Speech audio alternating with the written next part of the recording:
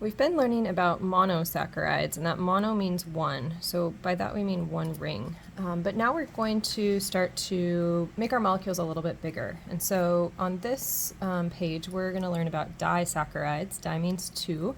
And that simply means that I take two rings, two monosaccharides, and I link them together, okay? And so this is going to happen at the hemiacetal of one, and it's going to bond to another carbon on the other molecule, and so now I have a disaccharide. So we're going to look at some features of those disaccharides. And to do that, we've got some guidance in our task over here. First, we want to start with what we know. So hemiacetals was something that we had seen before in the monomers, and a hemiacetal is going to be an OCOH. And if I look back at my little model here, over here is my hemiacetal, O, C, and then I have an OH. So it's not connected to another ring over there. A new piece that we want to add is an acetal. So the acetal is going to be similar, OCO, but notice that this O here, that was an OH in the hemiacetal, is now actually locked up between the rings. And you can see that on my model here. Here's the OCO, and it's linking between the two rings, between the two monosaccharides. So we're looking at maltose here, and this would be my acetal functional group, and this would be my hemiacetal. We also want to talk about what is the configuration of this link between the two rings, and there's a couple of different ways that we can link this. So if you see here, I have my two rings, two rings, and we kind of angled down to that oxygen, and that's what we see in this picture of this disaccharide, maltose. And maltose you would find if you took something like flour and you started to break those polysaccharides down, you would get maltose. Shows up in fermentation of like wheat and alcoholic beverages and stuff too.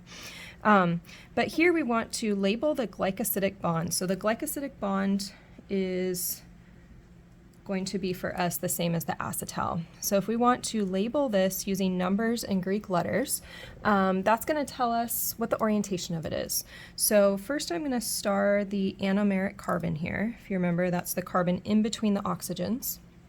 And that anomeric carbon, we're going to give a number of 1. This is kind of like we numbered things when we were working on the alkanes and alkene naming. So this is carbon 1. I'm going to count away from the O. This is the pattern we always follow, 1, 2, 3, 4, 5. And then different than when we did the earlier molecules, we actually in sugars count all the way out, and this would be carbon 6, even though it's not inside of the ring. Okay. Similarly, over here on the other ring, this would be my anomeric carbon inside of that hemiacetal, carbon 1, 2, 3, 4, 5, 6. So you find that anomeric carbon, and then you can count around and label each carbon. Now, when I look at where this linkage is, so I want to describe where this link is, I can see that it goes from carbon 1 in the acetal, that takes priority, over to carbon 4 in the other ring. So we're going to label this as a 1 to 4 connection. And then the next piece that we want to do is we want to label, does that connection go down from the acetal or does it go up? And we can see that it goes down. And if you remember back on our monosaccharide examples, when we had that OH that went down, we called that an alpha anomer, and when the OH went up, that was beta. So same with our linkages. If the linkage angles down, it's an alpha linkage. If the linkage goes up, it's a beta linkage. So what I'm looking at here for this glycosidic bond is an alpha 1 to 4. Sometimes you'll see parentheses around that. This is an alpha 1 to 4 linkage. Maltose nutrition, these are two glucoses, so you can see that the two rings are identical. And this would be a natural product of polysaccharides breaking down.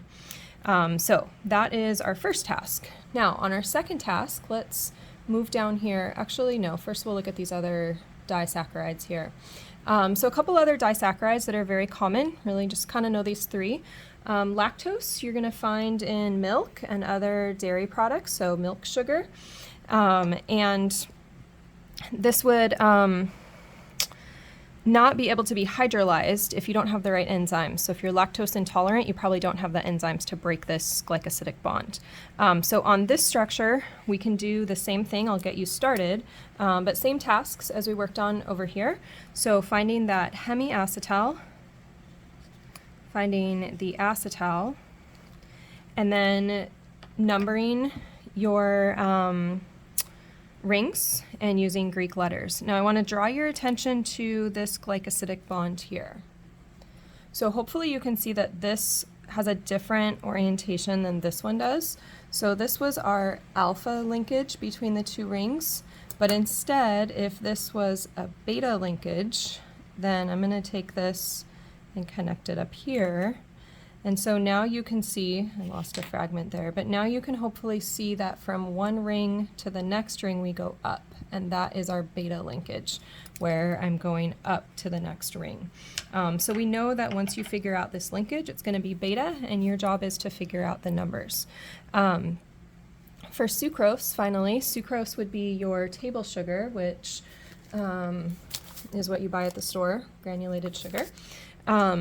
So for this one, you'll notice that we actually have an acetal like we would normally expect to see, and then it's a little bit different. It has another just acetal here. And so on this one, I'm going to keep things easy for you. I will never ask you to label this as alpha and beta and with the numbers, because it's a little bit more complex than these other two. But we would find this naturally as well. You'd have like a little bit of sucrose in just fruits and things that you might find.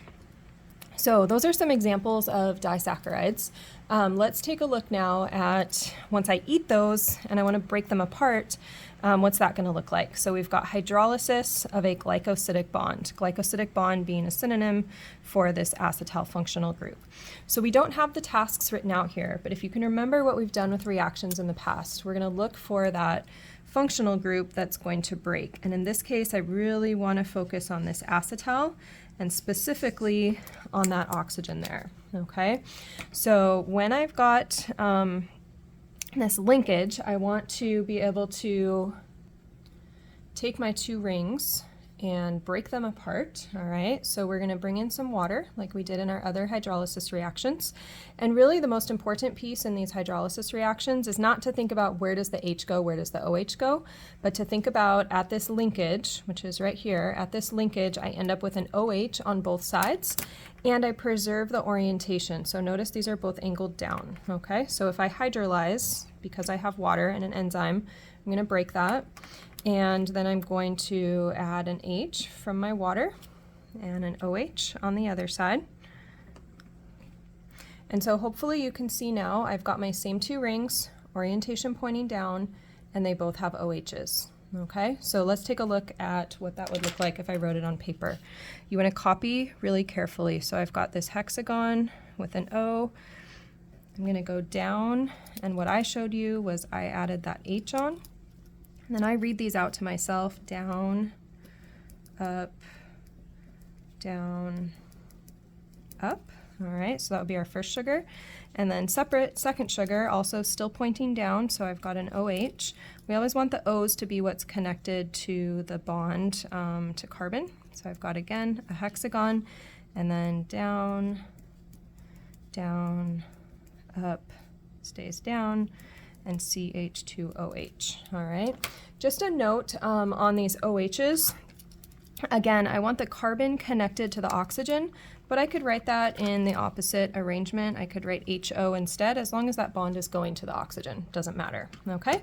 And so now what I've done is I've taken this maltose and I've hydrolyzed it, so took it, connected, and now I've hydrolyzed it into two identical glucose molecules by using that water. All right, so on the next page, you have space to practice a couple of these hydrolysis reactions. You've got lactose to hydrolyze, and that's going to be with some help from lactase. And here's that task describing what we just did. And then you've also got melibiose, which is less common and not something we're generally going to eat, but we've got a structure there, and we can hydrolyze that as well. So go ahead and do that practice and check your work when you're done.